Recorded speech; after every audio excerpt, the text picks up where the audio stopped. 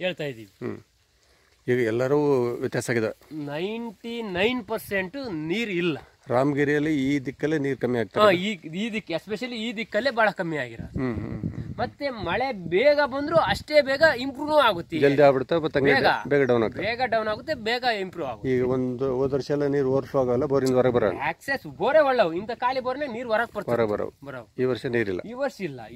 ಅದು ನಮ್ಗೆ ಏನಾಗೋದು, ಪ್ರತಿ ವರ್ಷ ಮಾರ್ಚ್ ಫೆಬ್ರವರಿ ತಿಂಗಳಲ್ಲಿ ನೀರು ಕಮ್ಮಿ ಆಗೋದು. ಈ ವರ್ಷ ಏನಾಯ್ತಂದ್ರೆ ಈ ಡಿಸೆಂಬರ್ ಇಂದನೇ ನಿಲ್ಲಾಗ್ತಾ ಇತ್ತು.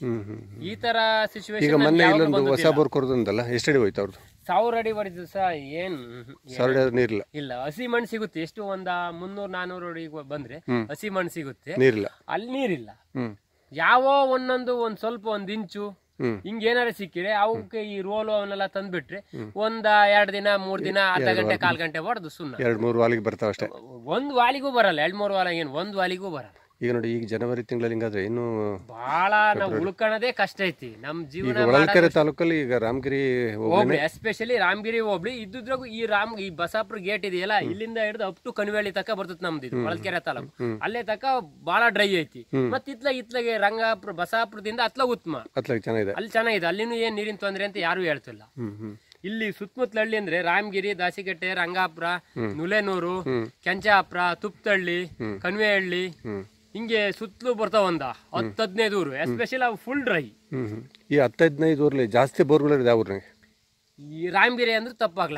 ಇಲ್ಲಿ ಏನಾಯ್ತು ಅಂದ್ರೆ ಮೊದ್ಲು ಇದೊಂದು ಏರಿಯಾ ಅಷ್ಟೇ ತೋಟ ಆಗಿತ್ತು. ಮೊದ್ಲಿಗೆಲ್ಲ ಏನಾಗ್ತಿತ್ತು, ಇಡೀ ರಾಮಗಿರಿ ಅಂದ್ರೆ ಈರುಳ್ಳಿ ಬರಿ ಅಂದ್ರೆ ಫೇಮಸ್ ನಮ್ಮೂರು. ಬಹಳ ಕಡಿಮೆ ಇಲ್ಲೂ ಮತ್ತೆ ನೀರುಳ್ಳಿ ಬಹಳ ಬೆಳೆಯುತ್ತಿದ್ರು ಸತತವಾಗಿ 2-3 ತಿಂಗಳು ನೀರುಳ್ಳಿ ವಹಿವಾಟು ನಡೆಯೋದು ನಮ್ಮೂರಲ್ಲಿ. ಈರುಳ್ಳಿ ಭೂಮಿಯಲ್ಲಿ ಅಡಿಕೆ ಬಂದೈತೆ, ಅಷ್ಟು ಅಡಿಕೆ ಅಲ್ವಾ? ಈರುಳ್ಳಿನೇ ಇಲ್ಲ ಈಗ.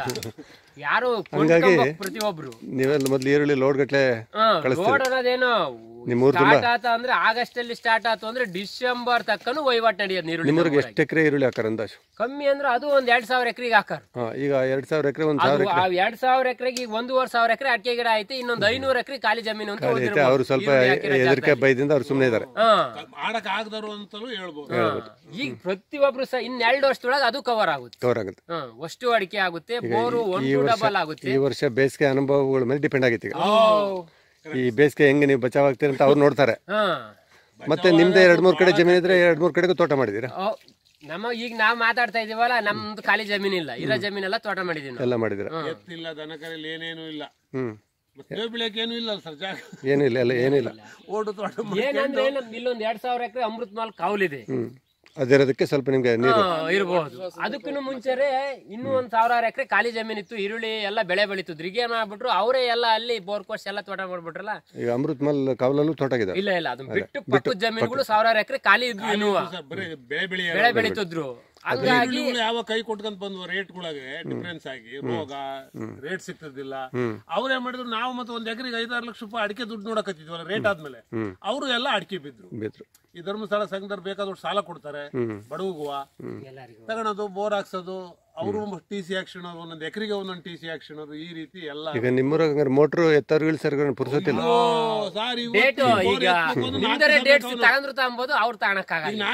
ಅವ್ನು ಬರ್ಬೇಕು ಅಂದ್ರೆ ಇಲ್ಲಿಗೆ ಇವತ್ತು ಹೇಳಿದ್ರೆ ನಾವು ಹಾಕ್ಸ್ಬೇಕು. ಈಗ 1,000 ಅಡಿ ಮೋಟರ್ ಎತ್ತಕ್ಕೆ ಎಷ್ಟು ಖರ್ಚಾಗುತ್ತೆ? ಹೆಚ್ಚು ಕಡಿಮೆ 140-150 ರೂಪಾಯಿ ಒಂದು ಲೆಂತ್ಗೆ ಎತ್ತಿ ಇಳಿಸೋದಕ್ಕೆ. ಅಲ್ಲಿಗೆ 50 ಲೆಂತ್ ಲೆಕ್ಕ ಆಗ್ತದೆ. ಹಾಗಾದ್ರೆ ಬಹಳ ಕಷ್ಟ ಐತೆ. ಕರೆಂಟ್ ಇಂದಂಗೆ ಕರೆಂಟೇ ಬೇಕಿಲ್ಲ ಅನ್ನೋ ಮಟ್ಟಕ್ಕೆ ಆಗಿದ್ವು ಸರ್. 1 ಗಂಟೆ ಕೊಟ್ಟರು ಸಾಕು ಅವನು ಅನ್ನಂಗೆ ಆಗಿತ್ತು. ನೀರು ಬರ್ತಿಲ್ಲ, ಕರೆಂಟ್ ಅಂದ ಏನ್ ಮಾಡೋದು? ಅರ್ಧ ಗಂಟೆಗೆ ಆಫ್ ಮಾಡ್ಕೊಂಡು ಹೋಗ್ತಾರೆ ಸರ್. ಎಲ್ಲ ಒಂದೇ ಜನ ಒಂದೇ ತರ ಇದೀವಿ. ಅವ್ನು ಚರಂಡ್ ಗಿಡಿಯೋದು, ಗಾಡ್ ಗಿಡಿಯೋದು, ಮನೆ ಮುಂದೆ ಧೂಳ ಐತೆ ಅಂತ ಹಿಡಿಯೋದು. ಇವತ್ತು ಇನ್ನೂ ಜನ ಚೇಂಜ್ ಆಗಿಲ್ಲ ಸರ್. ಪೋಲ್ ಬಾಳ ಆಗ್ತದೆ. ಅದೇ ನೀರ್ 4 ದಿವಸ ಬಿಡ್ದಂಗಿರ್ಲಿ, ನೀವು ನೋಡ್ಬೇಕು ಆ ನೀರಿನ ಆಕಾರನ. ಇವತ್ತು ನಾವು ತೋಟಗಳಿಗೂ